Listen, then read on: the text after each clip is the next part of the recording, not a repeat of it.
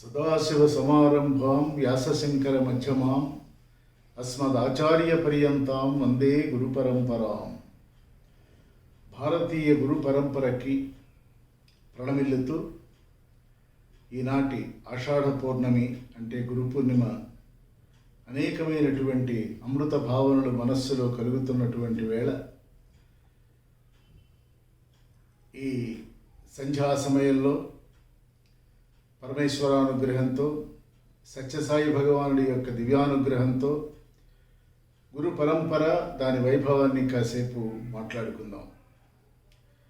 కృతయుగంలో దేవతలు రాక్షసులు అని రెండు విభాగాలు ఉండేవి. దేవతలను నడిపించటానికి బృహస్పతి, రాక్షసులను నడిపించటానికి శుక్రాచార్యుడు అంటే దేవగురువు రాక్షస గురువు అని ఇద్దరు ఉండేవారు. అదంతా పురాణగతమైనటువంటి విశేషం. అయితే తర్వాత కాలంలో అంటే కృతయుగం అయిపోయిన తర్వాత త్రేతాయుగం వచ్చినప్పుడు శ్రీ మహావిష్ణువు యొక్క 21 అవతార పరిక్రమణలో శ్రీరామచంద్రుడు దశరథనందనుడిగా వచ్చినటువంటి వేళ ఆయన ఒక పరిపూర్ణమైనటువంటి మానవీయ భావనతో వచ్చిన అవతారం కాబట్టి రాజకుమారుడు అయినప్పటికీ కూడా ఆయనకు 2 గురువులు ఏర్పడ్డారు. ఒక అద్భుత సన్నివేశం ఏమిటంటే ఒక అవతారమూర్తి మానవ దేహం తీసుకుని వచ్చినప్పుడు ఒక లోక గురువు, ఒక జ్ఞాన గురువు, ఇద్దరు బ్రహ్మర్షులే. లోక గురువు అయినటువంటి విశ్వామిత్రుడు బ్రహ్మర్షి, జ్ఞాన గురువు అయినటువంటి వశిష్ఠుల వారు కూడా బ్రహ్మర్షి. 2 బ్రహ్మర్షులు మాత్రమే ఒక అవతారమూర్తికి గురుస్థానంలో నిలబడగలరు కనుక అది ఒక రమణీయ సన్నివేశం. ఇక ద్వాపరయుగం వచ్చేసరికి శ్రీకృష్ణ పరమాత్మకు ఒక గురువు ఉన్నాడు. ఆయన పేరు సాందీపుడు, సాందీప మహాముని. అంటే పరంపరానుగతంగా భారతదేశంలో ఒక సంప్రదాయం ఉంది.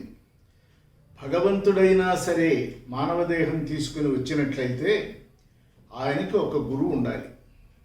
ఇది ఒక ప్రమాణం.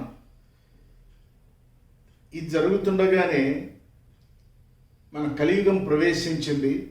కలియుగం ప్రవేశించేసరికి అప్పటికే వాయుపురాణంలో ఒక ప్రస్తావన ఉంది. ఆ ప్రస్తావన ఏమిటంటే కలియుగంలో ఒక గురువు జ్ఞానాదిత్యుడై వస్తాడు, 4 శిష్యులతో వస్తాడు అన్నది. ఆ వచ్చినటువంటి వారే శంకర భగవత్పాదులు.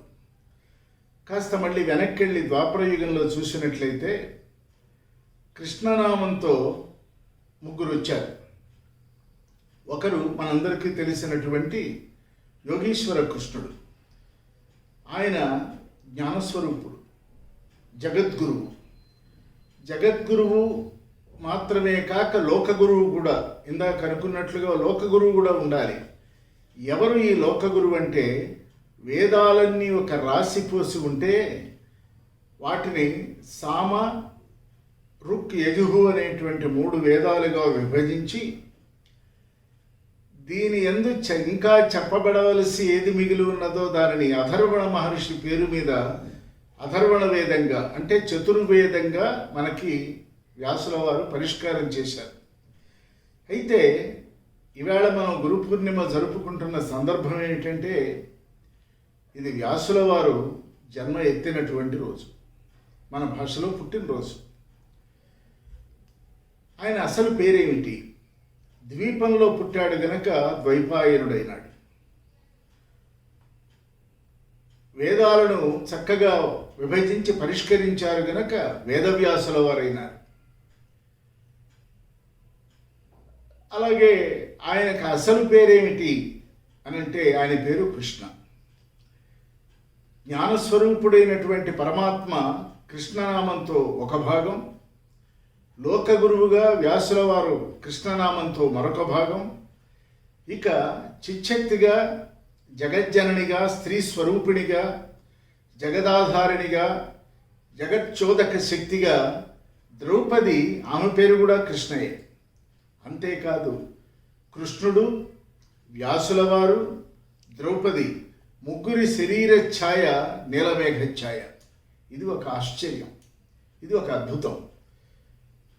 అయితే వ్యాసుల వారు కేవలం వేద విభజన మాత్రమే చేశారంటే, ఇవాల్టి రోజున అంటే ఆషాఢ పౌర్ణమి రోజున దేనినైతే మనం గురు పూర్ణిమగా భావించి చేసుకుంటున్నామో అదే రోజున 18 పురాణాల రచన పూర్తి చేసేశారు ఆయన. అందువలన చాలా పరమ పవిత్రమైనటువంటి రోజు. దానితో పాటుగా 555 బ్రహ్మసూత్రాలు ఉన్నాయని జగత్తుకు ప్రకటించినటువంటి రోజు కూడా ఆషాఢ పౌర్ణమి. కనుక ఇది వ్యాస పూర్ణిమగా మనం చెప్తాం. వ్యాసుల వారి పేరు మీదనే మనం ప్రథమ తాంబూలం ఆయనకి ఇచ్చి ఆయనకి నమస్కరిస్తాం.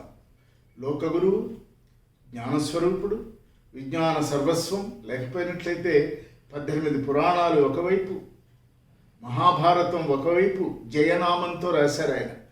సంస్కృత భారతం పేరు జయ. అది కేవలం 8000 శ్లోకాలు. తర్వాత కాలంలో అనేక మంది, జైమిని మహర్షి ఇటువంటి వారంతా దానిని సుమారు 1,00,000 శ్లోకాలకి పెంచారు. కానీ మూలమైనటువంటి జయ, దాని కర్త ఎవరు అంటే వ్యాసుల వారు. ఆయనకు వ్రాయసగాడు ఎవరంటే సాక్షాత్ గణపతి, విఘ్నేశ్వరుడైనటువంటి వినాయక స్వామి. అంతేకాదు మహాభారత సంగ్రామ వేళ భీష్ముల వారు పరమ చరమ దశలో శ్రీకృష్ణుడు, పాండవులు తన కట్టెదుట ఉండగా ఒక ఆత్మగీతాన్ని పాడినప్పుడు, ఆ ఆత్మగీతమే విష్ణు సహస్రనామం. ఆ విష్ణు సహస్రనామంలో విశ్వమే విష్ణువు, విష్ణువే విశ్వము అని నిరూపణ చేశాడు. దానిని ఎలా రాశాడు? మరి చదివి అనుకున్నదేమో భీష్ముల వారు, విన్నదేమో కృష్ణుడు, పాండవులు. మరి ఇది వ్యాసుల వారు ఎట్లా రాశారు అంటే దానికి సమాధానం ఇంకోటి కూడా ఉంది. ఇది యుద్ధం ఆరంభమైన కొన్నాళ్లకు జరిగిన సంఘటన. యుద్ధ ఆరంభ వేళ అర్జునుడికి శ్రీకృష్ణ పరమాత్మ ప్రతిబోధ చేసినప్పుడు కర్మ, భక్తి, జ్ఞాన అనబడేటువంటి 3 యోగాలని కూడా 18 అధ్యాయాలుగా ప్రకటించి చెప్తూ ఉన్నప్పుడు దానిని ఒక యాస్ట్రల్ బాడీలో, అత్యంత సూక్ష్మేతర శరీరంలో ఉండి దానిని గ్రంథస్థం చేసినటువంటి వారు వ్యాసుల వారు. అంటే వ్యాసేన గ్రథిత పురాణమునినా మధ్యే మహాభారతం అని మనకి శ్లోకం ఉంది. ఎక్కడ? పార్థాయ ప్రతిబోధిత భగవత నారాయణేన స్వయం ఆయన చెప్పారు. కానీ రాసిన వారు ఎవరు? వ్యాసేన గ్రథిత, వ్యాసుల వారు గ్రంథముగా చేశాడు. అంటే అక్కడ చెప్పబడినటువంటి అన్ని విషయాలని క్రోడీకరించి ఈవేళ సమస్త ప్రపంచానికి ఆధారభూతమైనటువంటి మహాజ్ఞాన సంపుటి భగవద్గీతగా, దానిని నారాయణ స్వరంగా, నారాయణ స్వరంగా, నారాయణ హృదయంగా, నారాయణ జ్ఞాన భాండాగారంగా మనం అంగీకరించి దానిని అనుసరిస్తున్నటువంటి వేళ. దీనికి మళ్ళీ మూలకర్త వారే అయినారు. భారతం రాశారు. లోకంలో ఏమున్నదో నా భారతంలో అది ఉంది. నేను రాసిన భారతంలో ఏమి రాయబడిందో అది మాత్రమే లోకంలో ఉందని నిర్ద్వంద్వంగా ప్రకటించినటువంటి వ్యాసుల వారు ఒక అద్భుతమైనటువంటి లోకగురువు, ప్రప్రథమ లోకగురువు. అంటే లోకంలోకి వచ్చి ఇటు లోకాన్ని, అటు పారలౌకికాన్ని, అటు కర్మని, ఇటు భక్తిని, ఇటు జ్ఞానాన్ని, ఇటు పురాణాన్ని అన్నింటినీ కూడా సమన్వయం చేసి ఎప్పటికైనా ఎవరు మాట్లాడినా వ్యాసుల వారు రాసిన దాని పరిధిలోనే మాట్లాడాలి. అంత ప్రామాణికంగా రాశారు గనక ఇది వ్యాస పూర్ణిమ నాడు మన అంజలి ఆయనకు ఘటించాలి. అంతేకాదు ఇన్ని పనులు చేసినప్పటికి కూడా ఆయనకి ఎక్కడో ఒక చిన్న లోటు, ఒక చింత, ఇంకేదో చేయవలసి ఉన్నది మిగిలిపోయింది అని ఆలోచన. ఆ చింతాక్రాంతుడై ఉన్నటువంటి వేళ నారద మహాముని ఆయన దగ్గరికి వచ్చారు. ఏమిటి ఇన్ని పనులు చేసి ఇంకా ఏదో చేయాలని అనుకుంటున్నావంటే, ఏమో ఇన్ని పనులు చేసినా ఇంకా ఏదో చేయవలసిన కర్తవ్యం మిగిలిపోయిందని మనస్సులో కొంత బాధ ఉన్నది అని నారదుల వారికి చెప్పినప్పుడు ఆయన అన్నారు, చూడు, ఇటు భారతంలో కానీ భగవద్గీతలో కానీ నువ్వు ఏం చేశావు? శ్రీకృష్ణ పరమాత్మ యొక్క జ్ఞానస్వరూపాన్ని వర్ణించావు. ఆయన బాల్యాన్ని కానీ, ఆయన చేష్టలు కానీ, ఆయన ప్రౌఢ యవ్వన దశలను కానీ నువ్వు ఎక్కడ రాశావు? రాయలేదు. కాబట్టి నువ్వు ఒక పని చేయి, భాగవతాన్ని రాసేసి. అది మహాద్భుతమైన కృష్ణ లీలా తరంగిణి కాబట్టి ఆ రకంగా గనక నువ్వు చేసినట్లయితే నీ వ్యధ తీరుతుంది అని చెప్పాడు నారద మహాముని. అప్పుడు సరస్వతీ నదీ తీరంలో కూర్చొని దాని పక్కన రేగుపళ్ళ తోటలో ఉపవిష్టుడై, అంటే చక్కగా స్థిమితంగా కూర్చొని భాగవతాన్ని రాశాడు. భక్తి, జ్ఞాన, వైరాగ్య, తత్వ, ముక్తుల సముచ్చయమే భాగవతం. భాగవతం చదివినప్పుడు మనిషి బాగవుతాడు అని స్వామి ఎలా చెప్పారో దానికి ప్రమాణంగా పరమాద్భుతంగా ఆయన చేశారు. అయితే ఈవేళ లోక గురువు అన్నాము. మరి ఈవేళ గురువుల్లో చాలామంది ఉన్నారు కదా అంటే ఉన్నారు. ఎలా ఉన్నారంటే, ఒక మార్గాన్ని సూచించేవాడు సూచక గురువు, మోక్షం ఎలా రాబట్టుకోవాలో ఎలా సాధించుకోవాలో చెప్పేవాడు మోచక గురువు, ఈ మంత్రం చదువు నీ మనస్సుకి శాంతి కలుగుతుందని చెప్పేవాడు మంత్ర గురువు, మండల దీక్షలో దీన్ని గనక ఆచరిస్తే నీకు తప్పకుండా సత్ఫలితం దొరుకుతుందని చెప్పేవాడు దీక్షా గురువు, ఏది చెయ్యకూడదో చెప్పేవాడు నిషిద్ధ గురువు. కాబట్టి సూచక, వాచక, మోచక, నిషిద్ధ, మంత్ర, దీక్షా గురువులు, అంతేకాదు విహిత గురువులు ఉన్నారు.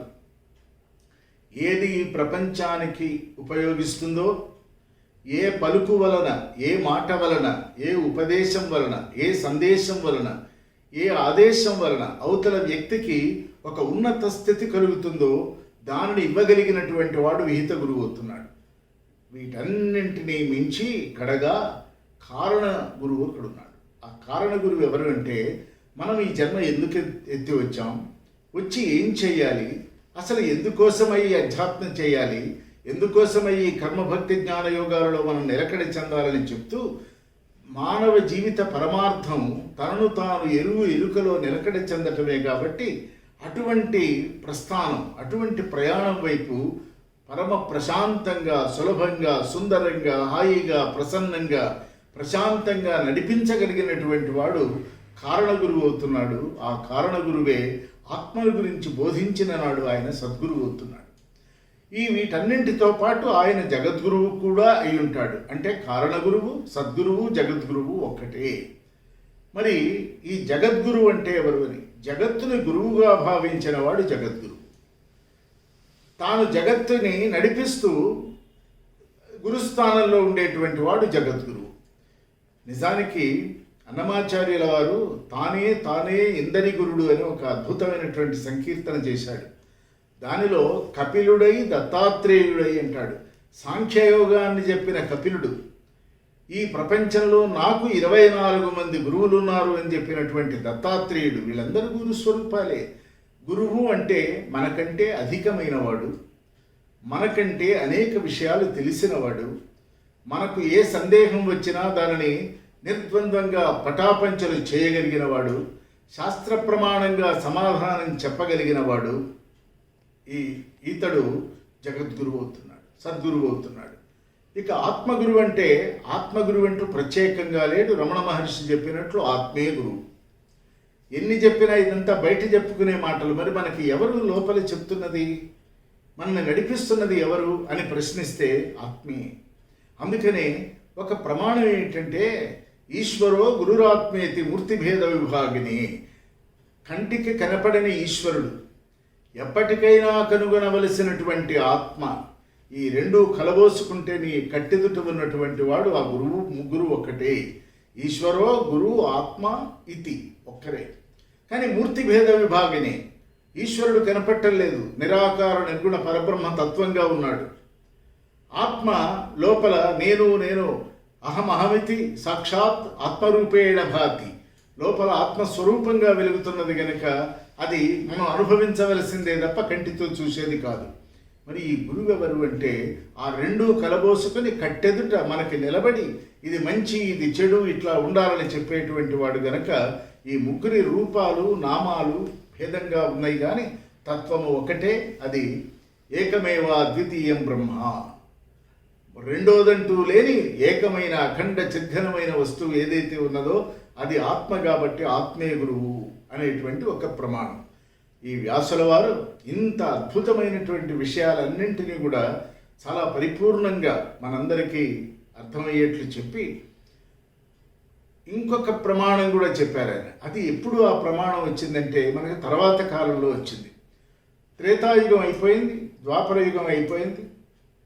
భగవద్గీత వ్యాసుల వారు ఎంత అద్భుతంగా దానిని ఆవిష్కరించారంటే 700 శ్లోకాలు మనందరికీ తెలుసు. భగవద్గీత ఇవాళ కాస్త అందరం మాట్లాడుకుంటున్న విషయం.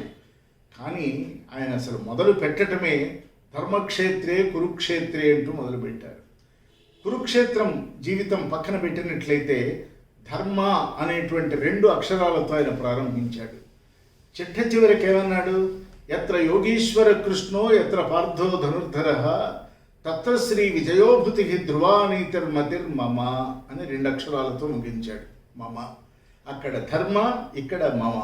నువ్వు ఎవరు అంటే నేను ధర్మస్వరూపాన్ని అని చెప్పమని చెప్తూ భగవద్గీతలో అనేకమైన విషయాలు ఆయన చర్చ చేస్తూ లోతులకు తీసుకువెళ్ళి మనకి ఒక విజ్ఞాన భాండాగారాన్ని ఆయన అప్పచెప్పాడు. అంటే ట్రెషర్, దాన్ని మించినటువంటి గ్రంథం మరొకటి లేదు అనిపించేట్లుగా చెప్పాడు. ఎందుకని?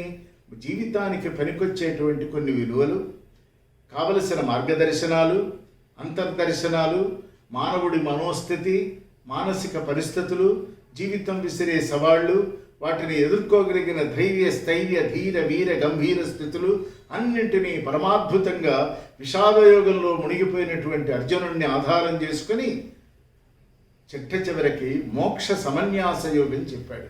మోక్ష సన్యాసం అంటే మోక్షం వదిలిపెట్టమని కాదు, మోక్షం లభించిన తర్వాత దాన్ని సమన్యాసం ఎట్లా ఈక్వలైజ్ చేయాలి, ఆ ఈక్విలిబ్రియం ఎలా పాటించాలో చెప్తూ భగవద్గీతను ఆయన ముగించాడు. కాబట్టి ఆషాఢ పౌర్ణమి వెన్నెలలు చాలా చాలా గొప్ప వెన్నెల. ఆ వెన్నెలలో మనం గనక కాసేపు ప్రశాంత చిత్తులమై గనక కూర్చొని ఉన్నట్లయితే మన పురాస్మృతులు, పాత విషయాలు, కొత్త విషయాలు, అనేకమైనటువంటి జన్మలకు సంబంధించిన విషయాలు కాస్త ధ్యాన ధారణ యోగ సమాధి స్థితుల్లో ఉన్నటువంటి వారికి అవి అర్థమవుతాయి. కాబట్టి వీటన్నింటినీ కూడా ఈ ఆషాఢ పౌర్ణమి నాడు సాధన చేయాలి. సాధకులకి గురు పూర్ణిమ సర్వోత్తమమైనటువంటి పూర్ణిమ. అది 2 పూర్ణమి కాబట్టి ఆ పూర్ణిమామాలికల నుంచి వచ్చేటువంటి సుషుమ్నా కిరణాలు అంటే చంద్రకిరణాలు ఏవైతే ఉన్నాయో అవి వెన్నెలై వెలుగులై ఔషధీయుక్తమై మనందరికీ కూడా శరీరాన్ని, మనస్సుని, బుద్ధిని, చిత్తాన్ని, అహంకారాన్ని, ఆత్మను అన్నింటినీ కూడా సమన్వయం చేయగలిగిన ఒక అద్భుతమైన స్థాయికి చెందినటువంటి పూర్ణమి. కనుక వ్యాస పూర్ణిమ కేవలము గురు పూజ, గురువుగారి పాదపూజ చేయటం మాత్రమే కాదు, గురుస్మరణ చేసుకోవాలి. మరి ఎవరి గురువులు? ఇంకాస్త మళ్ళీ మన కాలానికి వస్తే కలియుగం భళ్ళున తెల్లవారింది, కలియుగం రానే వచ్చింది. దేవుడు లేడంటూ ప్రారంభమైంది. లేడు అంటూ ప్రారంభమైన ఈ జాతి నిలబడదు గనక జాతి యొక్క ఆత్మని, జాతి యొక్క సర్వ సమగ్ర సార్వభౌమత్వాన్ని నిలబెట్టడానికి ఎవరో మళ్ళీ ఒక గురువు రావాలి. ఆ గురువే ఏ వ్యాసుల వారు బ్రహ్మసూత్రాలు ఉన్నాయి అని చెప్పి ఆయన పని ముగించుకున్నారో వాటికి భాష్యం రాయటానికి ఒకరు రావాలి. అప్పుడు అట్లా వచ్చినటువంటి వారే శంభోర్మూర్తి శరతి భువనే శంకరాచార్య రూప శంకర భగవత్పాదులు వచ్చారు. ఇందాక చెప్పినట్లుగా వాయుపురాణంలో ఒక గురువు వచ్చి 4 శిష్యులతో సంచారం చేసి జ్ఞానాన్ని 12 ఆదిత్యులు అంటే శంకర భగవత్పాదులు కేవలము శివాంశ మాత్రమే కాదు, కేవలం శివావతారమే కాదు, ఆయన జ్ఞానాదిత్యుడు. పరిపూర్ణమైనటువంటి కాంతితో, ఒక జ్ఞానకాంతితో విరాజిల్లుతూ కేవలం 32 సంవత్సరాల ప్రమాణంలో అంటే కాల ప్రమాణంలో జీవిత కాలంలో వ్యాసుల వారు ఏ వాంగ్మయ స్వరూపాన్ని ప్రపంచానికి అందించి వెళ్ళారో దానిని మళ్ళీ విస్తృతం చేస్తూ జనబాహుళ్యంలోకి మంత్ర తంత్ర యంత్రాత్మకమైనటువంటి మహావాంగ్మయాన్ని మనకు అప్పచెప్పారు. అందులో యుగతారావళి, భజగోవిందం, 1, 2 స్తోత్రాలు, నుతులు, గీతులు, సంగతులు, గానాలు అన్నీ వ్యాసుల వారికి కలిగినటువంటి చింతే శంకర భగవత్పాదులకు కూడా కలిగింది. ఇన్ని రాశారు, 143 ప్రకరణాలు రాశారు, భాష్యాలు రాశారు. ఈనాటికి భగవద్గీత మీద ఎవరిది అద్భుతమైన వ్యాఖ్యానం అంటే భగవత్పాదులు రాసిన శంకర భాష్యమే ప్రమాణం. అటువంటి ఆయన కూడా అయ్యో ఇంత చేశానే ఒక్కదానికి భాష్యం రాయలేదు అనుకున్నారు. దాని పేరు శ్రీ లలితా సహస్రనామానికి ఆయన భాష్యం రాయలే. మరి రాయాలి అనుకున్నారు అంటే రాసిస్తారు వారు, ఎందుకంటే వారే ఒక సరస్వతి ప్రవాహం. రాయటం ఎంతసేపు? అలా వచ్చిందే సౌందర్య లహరి. 100 శ్లోకాలలో మొత్తం 1000 నామాల మీద ఒక సమగ్ర సుందర వ్యాఖ్యాన భాండాగారాన్ని మళ్ళీ ఆ రూపంగా మనకు అందిస్తూ మొదట 41 శ్లోకాలని ఆయన ఏం చేశారంటే ఆనందలహరి అని రాశారు. మిగతా 59 ప్లస్ 41 కలిపి అత్యుత్తమమైనటువంటి సౌందర్య లహరిగా ఏర్పడింది. సరే, శివానంద లహరి, సౌందర్య లహరి, భజగోవిందం వారు రాసినటువంటి వివేక చూడామణి ఒకటా రెండా?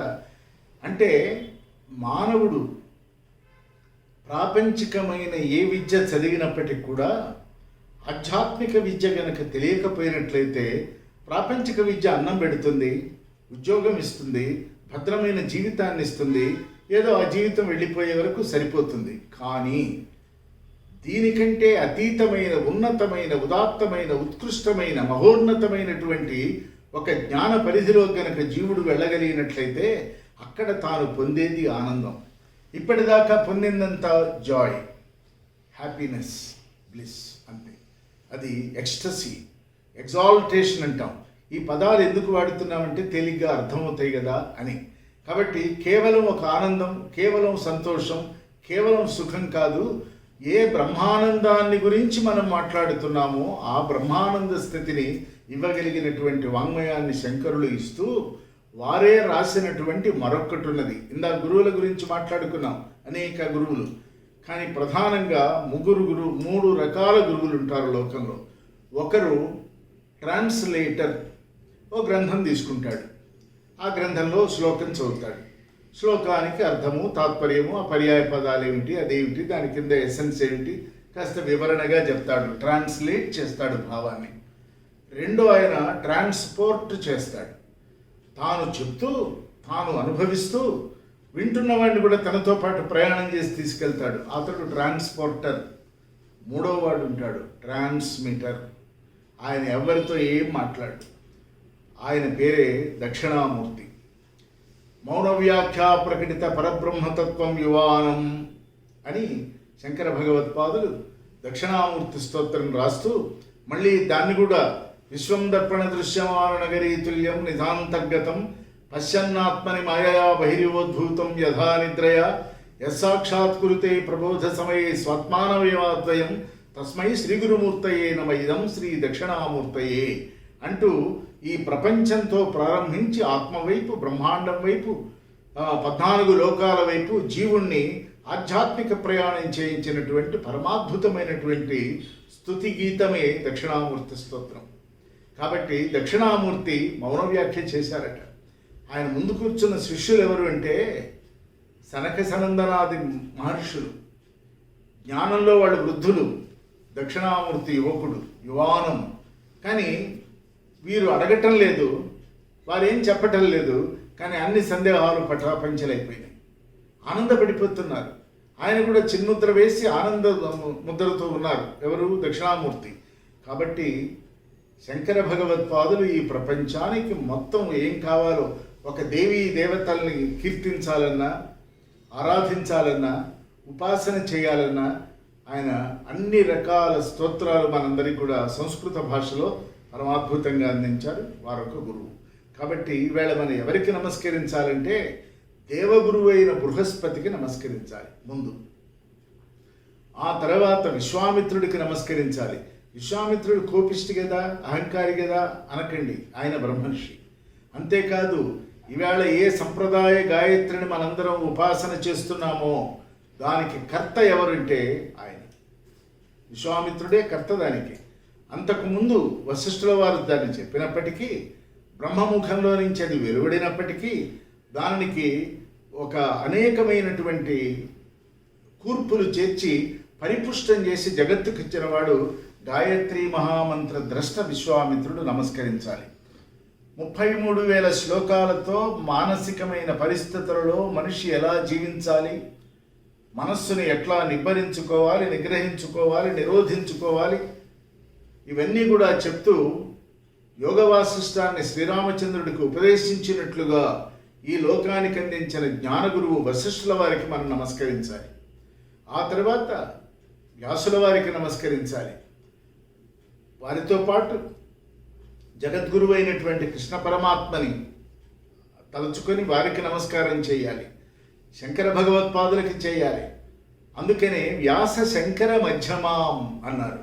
మరి ఈ గురువు యొక్క స్థితి ఎట్లా ఉంటుందంటే బ్రహ్మానందం పరమసుఖదం కేవలం జ్ఞానమూర్తిం ద్వంద్వాతీతం త్రిగుణరహితం గగన సదృశం తత్వమస్యాది లక్ష్యం ఏకం నిత్యం విమలం అచలం సర్వధీ సాక్షిభూతం.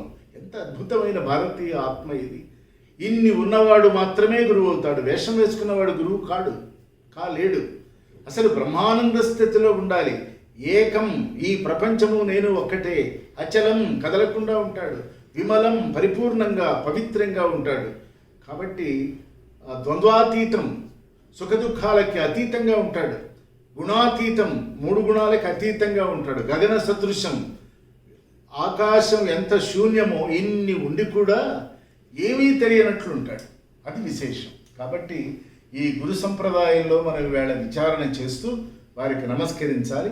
కాబట్టి వ్యాసశంకర మధ్యమాం అని అక్కడ ఆపకుండా ఈ పరంపర కొనసాగాలి కనుక అస్మత్ ఆచార్య పర్యంతం, ఈనాటి నా గురువు వరకు నేను నమస్కరిస్తున్నాను అంటున్నాం.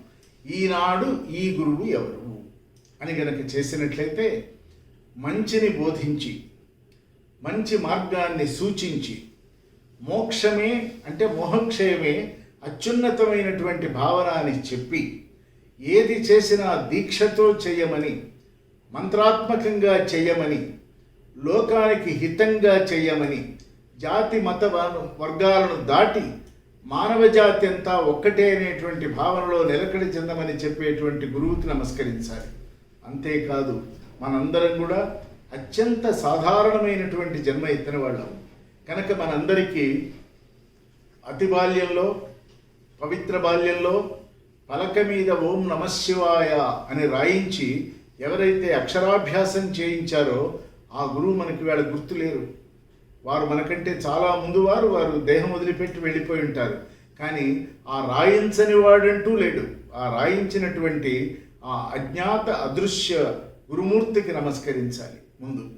ఆయన గనక అసలు నమశివాయతో ప్రారంభించింది ఈ జాతి.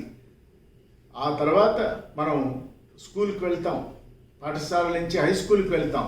అక్కడ అనేకమైనటువంటి సబ్జెక్ట్స్ అన్నీ కూడా అక్కడ చెప్పేటువంటి ఆ గురువులందరూ గుర్తుంటే వారందరికీ మనం వీళ్ళు నమస్కరించుకోవాలి. కాలేజీకి వెళ్తాం, కాలేజీ మనం అడాలసెంట్ ఏజ్లో వెళ్తాం. అంటే ఇంకా ప్రపంచం పూర్తిగా తెలియని కానీ నాకన్నీ తెలుసున్నటువంటి అడాలసెంట్ యారగెన్స్తోనూ, అడాలసెంట్ ఇన్నోసెన్స్తోనూ, అడాలసెంట్ ఇగ్నోరెన్స్తోనూ, అది ఆ యవ్వన దశ, దానికి ఉన్నటువంటి లక్షణం అది. కాబట్టి అక్కడ మనల్ని మనం పోగొట్టుకునేటువంటి స్థితిలో అన్ని అవకాశాలు చెడిపోవటానికి ఉన్నప్పటికీ కాదు నువ్వు ఈ మార్గంలోకి వెళ్ళమని మనందరినీ కూడా నిలబెట్టినటువంటి ఆ గురుస్వరూపాలకు నమస్కరించాలి.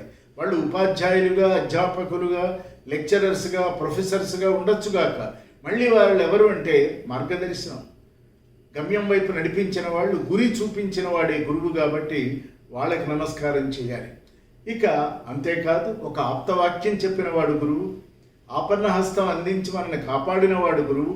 కాబట్టి గురువు అంటే లఘువుగా చిన్నగా ఉన్న మనకి ఒక విస్తృతమైనటువంటి స్వరూపాన్ని ధరించి బయట లోపల మన లోపల కూడా ఉండి మనల్ని నడిపించేటువంటి ఆ గురుస్వరూపాలకు అందరికీ కూడా మనం నమస్కరించుకోవలసినటువంటి రోజు ఆషాఢ పౌర్ణమి, గురు పూర్ణిమ. ఇంతేకాదు రేపేం చేయాలి? గురువుకి నమస్కరిస్తాం, అందరిని గుర్తుపెట్టుకుంటాం, వారు లేకపోతే మనం ఈ స్థాయికి వచ్చేవాళ్ళం కాదనుకుంటాం. కానీ మానవుడుగా జీవించటమే అధ్యాత్మ. మనందరం మానవుడుగా ముందు జీవించాలి. మనం దైవం కావటం తర్వాత. మనలో ఉన్నటువంటి మానవీయ భావాలన్నింటినీ కూడా నిలబెట్టుకుంటూ ఒక సంస్కారము, సంస్కృతి, వైభవ విలసితంగా మన జీవితాలను మనంతట మనమే కింద పడతాం, లేవవలసింది మనమే, పరిగెత్తలేకపోతాం, పరిగెత్తే శక్తిని తెచ్చుకోవలసింది మనమే, పరిగెత్తుతాం దేనికై లక్ష్య గమ్యాలు సిద్ధించుకోవటం కోసం జీవయాత్ర సాగించాలని మనకి ఒక ఆత్మస్థైర్యాన్ని ఇచ్చేటువంటి వారు ఎవరైనా కానివ్వండి, వారందరినీ కూడా ఇవాళ మనం నమస్కరించుకోవాలి. వీటితో పాటు ఈ ప్రపంచమంతా, ప్రకృతి అంతా కూడా మనం ప్రకృతి మాత అంటాం. ప్రకృతిని తల్లిగా భావిస్తుంది భారత జాతి. ఇక్కడ 84 లక్షల జీవరాశులకు మూలమై మనకి ఏ వేళకి ఏ ఋతువులో ఏది ఇవ్వాలో అందిస్తూ, మన శరీర పోషణకు కావలసినది ఇస్తూ, అనేక విధాల జీవితానుభవాలు మనకి మనస్సుని చక్కగా దిటము చేస్తూ ఆత్మోన్నతి వైపు నడిపించేటువంటి ప్రకృతి మాతకు నమస్కరించాలి. ప్రకృతి కూడా మనకు అనేక పాఠాలు నేర్పుతుంది. ప్రకృతిని మించిన శక్తి ఇంకెక్కడా లేదు. దానికి లోబడే ఎవరైనా సరే, ఒక అవతారమూర్తి కూడా కాలకార్యకారణ కర్తవ్యమై నిమిత్తమై వచ్చినప్పటికీ కూడా ఆయన కూడా ప్రకృతి నిబంధనలకు లోబడే సంచారం చేయాలి. ఆయన కూడా దానిని అతిక్రమించడు. సమయం వచ్చినప్పుడు దేహం తీసుకుంటాడు, అక్కరలేదు ఇంకా అవసరం లేదు అనుకున్నప్పుడు ఆ దేహాన్ని చక్కగా హాయిగా వదిలిపెడతాడు. అంటే ప్రకృతి యొక్క నియమాన్ని, నియతిని గౌరవిస్తూనే వారు కూడా మనతో పాటుగా మనం జీవించినట్లుగానే జీవిస్తారు. కనుక ప్రకృతికి నమస్కరించాలి. ఇక తల్లి, తండ్రి, గురువు, దైవం ఈ వరుస మనందరికీ తెలుసు. కానీ మనందరికీ మొట్టమొదటి గురువు ఎవరు అంటే, వీళ్ళంతా చదువుకున్న తర్వాత మనకు అర్థమయ్యేవాళ్ళు. ఏ చదువు రాలేదు, ఇంకా మాటలే రాలేదు, ఉంగా అనేటువంటి స్థాయిలో ఉన్నాం, ఉయ్యాలలో ఊపబడుతున్నాం. ఆ తల్లి మన దగ్గర నుంచొని అత్యంత కష్టం పడి ఆ ఉయ్యాల ఊపుతూ, నువ్వు రాముడంతటి వాడివి కావాలి, కృష్ణుడంతటి వాడివి కావాలి, మహోన్నతమైన వ్యక్తివి కావాలి, నాకు, నా కుటుంబానికి, తండ్రికి, అందరికీ గౌరవం కావాలి, ఈ దేశాన్ని రక్షించుకోవాలి నాయనా అని చెప్పి ఆ తల్లి మొట్టమొదటి గురువు. మన అందరం వ్యాసుల వారి గురించి చెప్తాం, తల్లిని మర్చిపోకూడదు. తల్లిని మరచిన నాడు మన తనువు వృధా. కాబట్టి తల్లికి నమస్కారం చేయాలి. దాంట్లో భేషజమేం లేదు. తల్లి అంటూ మన పక్కన కనుక ఉన్నట్లయితే కొందరికి ఉండదు, ఆమె టైం ఉంటుంది, ఆమె వెళ్ళిపోతుంది. తల్లి సజీవంగా ఉన్నట్లయితే నిజానికి రేపు మనం చేయవలసింది మొట్టమొదట గురు పూజ, మాతృపూజ చేయాలి. ఆ క్షణంలో ఆమె కేవలం తనువిచ్చిన తల్లి కాదు, అనేక సంస్కారాలు, చనుబాలతో, ఉగ్గుపాలతో, మాటలతో, పాటలతో, ఆలోచనలతో, అదలింపులతో మనకొక వ్యక్తిత్వ నిర్మాణం చేసినటువంటి ఆమెకు రేపు మనం పూజ చేసుకోవాలి. అలాగే ఈ గురు సమూహాలందరికీ నమస్కారం చేయాలి. మనకి విద్యాబోధన చేసినటువంటి గురువులు ఇంకా సజీవంగా గనక ఉన్నట్లయితే వాళ్ళందరికీ కూడా వారు ఎక్కడన్నా ఉండనివ్వండి, దూర ప్రాంతాలలో ఉండనివ్వండి, వారికి మనస, వచస, శిరస మనం నమస్కరించి గురు పూజ చేసుకోవాలి. ఇక మూడవది, దైవం అంటే ప్రత్యేకంగా లేడు, ఆ దైవం మన యందే ఉన్నాడు. స్వామి చెప్పారు, దేవుడనగ వేరు దేశమున లేడు, తాను చేయు పనుల యందు తగిలి ఉండు. అంటే మనం ఏ పని చేసినా సమర్పణ భావంతో, శరణాగతితో, వినయంతో చేస్తూ ఇవన్నీ చేయగలిగిన శక్తిని ఇచ్చినటువంటి ఆ గురువు ఎవరు మనకు తెలియకపోవచ్చు. అటువంటి అందరి గురువులకి కూడా మనం నమస్కరించవలసినటువంటి రోజు రేపటి రోజు. అంటే గురు పూర్ణిమ ఈ రోజు అనుకోండి. కాబట్టి గురు పూర్ణిమ ఈవేళ కూడా, రేపు కూడా ఉంది. కాబట్టి ఈ పూర్ణిమ అంతా కూడా గురువులకు సంబంధించినది కనుక ఆ గురువులు వ్యాసుల వారికే వ్యాస పూర్ణిమ అని ఎందుకు పేరు పెట్టామంటే, వ్యాసుల వారు వచ్చేదాకా మనం బృహస్పతికి చూడలే, అలాగే మిగతా గురువుల్ని చూడలే. కానీ వ్యాసుల వారు ప్రస్ఫుటంగా లోకానికి వాంగ్మయ స్వరూపంగా ఖిలము కాని అఖిలమైనటువంటి మహాకావ్య నిర్మాణం చేసి ఒక సరస్వతి ప్రవాహాన్ని మనకు అందించారు కనుక వ్యాసుల వారి పేరు మీద వ్యాస పూర్ణిమగా, ఆషాఢ పూర్ణిమగా మనం చక్కగా దానిని మనం ఆచరిస్తాం.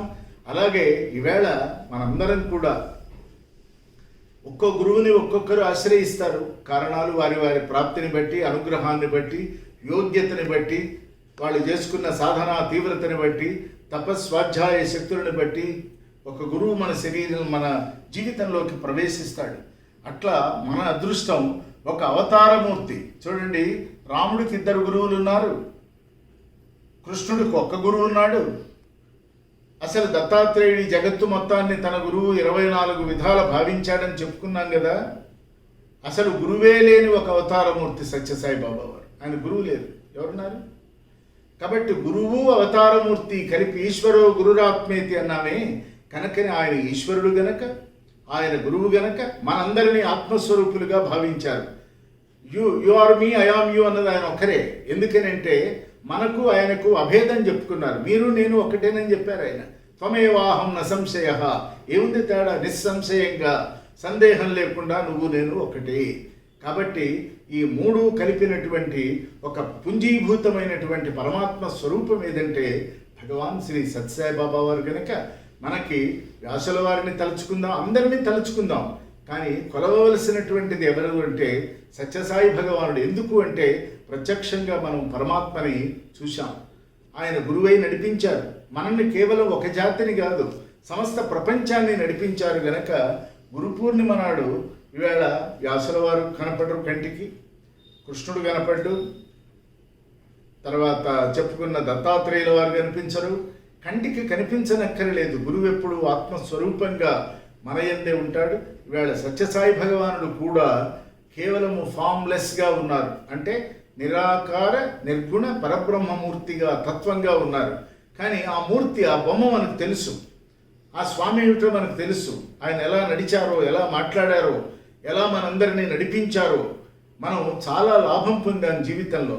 జీవితం ఒక గాలిపటంలా కాకుండా, చుక్కాని లేని నావ కాకుండా, అసలు లక్ష్యమే లేని జీవితం కాకుండా, ఒక లక్ష్య సిద్ధి, గమ్యాన్ని సాధించే స్థితి, వీటితో పాటు సంస్కారము, సభ్యత, దేశప్రేమ, దైవ ప్రేమ, ఎన్నెన్ని విషయాలు అనేక కోణాలలో బహుముఖీనంగా వ్యక్తిత్వ నిర్మాణం చేయడానికి వచ్చినటువంటి పరమ కారుణ్యమూర్తిగా నేను భావన చేస్తూ సత్యసాయి భగవానుడి యొక్క అవతార స్ఫూర్తికి మనం ఇవాళ నమస్కరించాలి. ఇక గురు దక్షిణ ఏం చేయాలి? గురు దక్షిణ చేయాలి కదా. ఇవాళ ఏదన్నా ప్రవచనం చేస్తే ఏమిస్తారు అని ఆయన వీరికి ఏమివ్వాలని విన్నవాడు అనుకుంటారే. గురుదక్షిణ తాంబూలాలతో సంభావనలతో మూసేది కాదు. ఋషి రుణాన్ని మనం తీర్చుకోవాలి. మహారుషులు ఉపనిషత్తులన్నీ రాసి మనకి ఇచ్చి వెళ్ళిపోయినారు. పోతనామాచ్యుడు, విశ్వనాథ సత్యనారాయణ గారు, వీళ్ళంతా కాపీరైట్ లేదు, అద్భుతమైనటువంటి కథాగానం చేసుకుంటూ మీ జీవితాలు బాగు చేసుకోమని చెప్పారే. అటువంటి వారందరికీ మనం నమస్కారం చేస్తూ వాళ్ళందరినీ కూడా స్వాధ్యాయం చేయాలి. వారు ఏం చెప్పారో వాటిని చక్కగా అర్థం చేసుకోవాలి, వినాలి, అనాలి, చదవాలి. అర్థం కాకపోతే చెప్పగలిగిన వాడి వాకిట్లోకి వెళ్ళి అడిగి చెప్పించుకొని రావాలి. అది నిజమైనటువంటి గురుదక్షిణ. ఇంతేకాదు, మరొక్కటి, గురువాజ్ఞను పాటించటమే అత్యున్నతమైన గురుదక్షిణ. Help ever, hurt never, love all, serve all. ఈ 4 మనకి స్వామి చెప్పారు. అంటే ఇది సందేశం, ఆదేశం కూడా, నిజానికి ఉపదేశం కూడా. మరి మనం ఇవాళ స్వామికి ఏ గురుదక్షిణ ఇవ్వాలి? కొబ్బరికాయ కొట్టి, హారతిచ్చి, దండలేసి, పూజ చేసి, వేడుక చేసి ఇది కాదు. స్వామి చెప్పిన ఆ 4 మహావాక్యాలని మన జీవితంలో we must translate dum into action. ఎట్లా? పాజిటివిటీతో. అట్లా చేస్తూ చేస్తూ మనలో ఉన్నటువంటి అనేకమైన నెగటివిటీస్ని దూరం చేసుకుంటూ సమున్నతమైన స్థాయిలోకి మనం వెళ్ళాలి. గనక ఈవేళ ఈ ఒక్క దేశంలోనే గురు పూజ జరుగుతుంది, ఇంకెక్కడా లేదు. ఈ దేశంలోనే ఉపాధ్యాయ దినం జరుగుతుంది, ఇంకెక్కడా లేదు. ఈ ప్రపంచంలో ఎన్ని వేల లక్షల కోట్ల పుస్తకాలు వచ్చినా, ఎన్ని మహాకావ్యాలు రాయబడినా, ఒక్క భగవద్గీతకు మాత్రమే గీతా జయంతి ఉన్నది. గీత పుట్టినరోజు. సుమారు 5500 సంవత్సరాల నాటి మాటలు ఇప్పటికీ మనం తలుచుకొని, కొంత అర్థమై కొంత అర్థం కాక, కానీ అదేమిటో తెలుసుకునేటువంటి ఒక జిజ్ఞాసతో మన అధ్యాత్మ జీవితాన్ని మనం ఎలా సుసంపన్నం చేసుకుంటున్నామో అటువంటి ఆ స్థితిలోకి మనల్ని తీసుకువెళ్ళగలిగినటువంటి వారు ఎవరంటే కేవలం గురుస్వరూపాలు మాత్రమే.